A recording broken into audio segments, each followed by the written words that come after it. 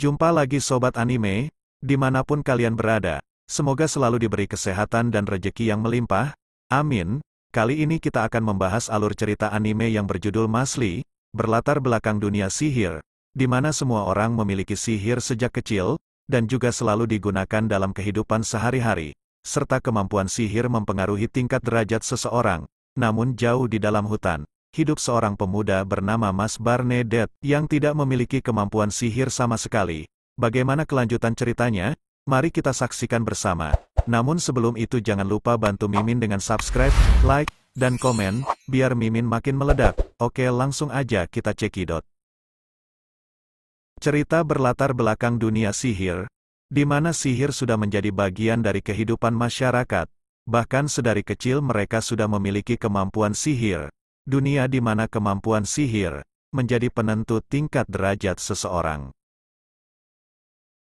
Namun jauh di dalam hutan, terdapat seorang pemuda yang tinggal bersama kakeknya, bernama Mas. Pemuda ini justru bertolak belakang dengan dunianya.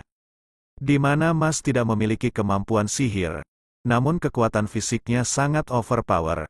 Hal itu karena sang kakek selalu menyuruhnya melakukan latihan fisik di luar batas kemampuan manusia biasa setiap harinya. Hal tersebut dilakukan kakeknya, dikarenakan Mas tidak bisa melakukan sihir. Selain itu, selama ini sang kakek juga melarangnya untuk pergi ke kota. Namun suatu hari, dikarenakan perutnya yang lapar, Mas terpaksa melanggar larangan tersebut.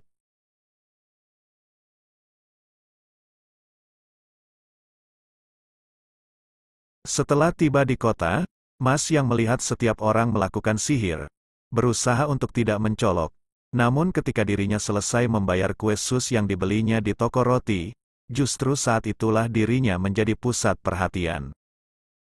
Bahkan tanpa sengaja, dia juga merobek seragam polisi yang sedang bertugas, dan tepat ketika keributan makin memanas, saat itulah mendadak muncul sang kakek yang langsung membawa Mas kabur dari tengah keramaian.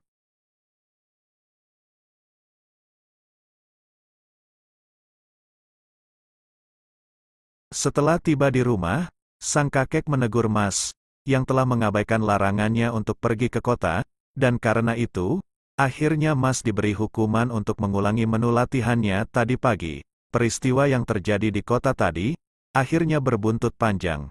Tepat ketika Mas pergi menjalankan hukumannya, saat itulah sekelompok polisi sihir, yang sebelumnya terlibat keributan di kota, muncul mendobrak rumah, dan menanyakan keberadaan Mas kepada sang kakek. Sementara Mas yang dalam waktu singkat menyelesaikan hukuman dari kakeknya, kembali pulang ke rumah, tepat ketika kakeknya sedang diinterogasi oleh polisi sihir. Sedangkan sang kakek sendiri saat itu, bersikeras tidak memberitahu keberadaan Mas. Meski disiksa dengan keras, justru dia teringat dengan masa lalunya, di mana dia selalu gagal dalam kehidupannya, hingga dia sangat putus asa dan memutuskan untuk mengakhiri hidupnya. Namun tangisan seorang bayi yang ditelantarkan, membuat dia mengurungkan niatnya itu. Terlebih saat dia melihat bayi itu ternyata tidak memiliki tanda sihir, merasa senasib dengan sang bayi, maka akhirnya dia memutuskan untuk membesarkan bayi tersebut.